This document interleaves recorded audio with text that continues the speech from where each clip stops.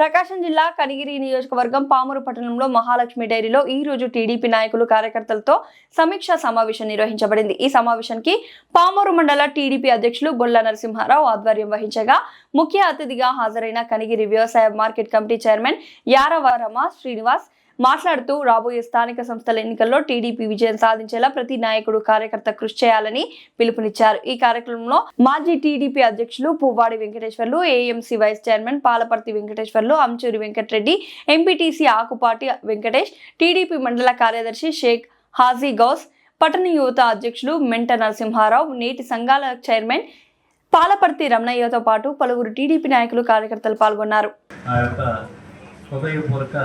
ధన్యవాదాలు।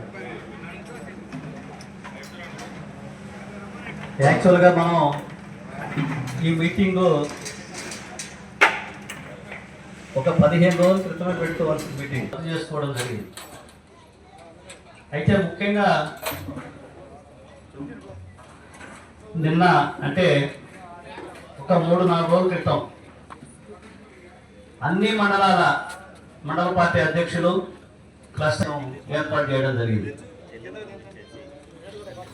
ఆయన కొన్ని సూచనలు సలహాలు అక్కడ సర్పంచుల ఎన్నికలు రాబోతూ ఉన్నాయి 2-3 నెలల్లో, తర్వాత మండల ఎన్నికలు కూడా రాబోతూ ఉన్నాయి।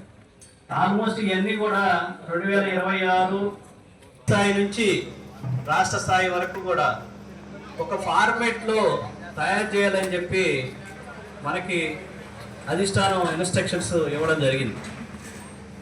గతంలో గ్రామ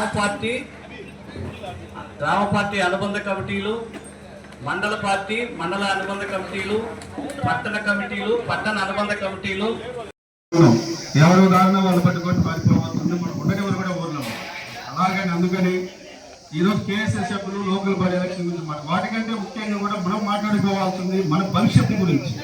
మన భవిష్యత్తు సమావేశం వాతావరణం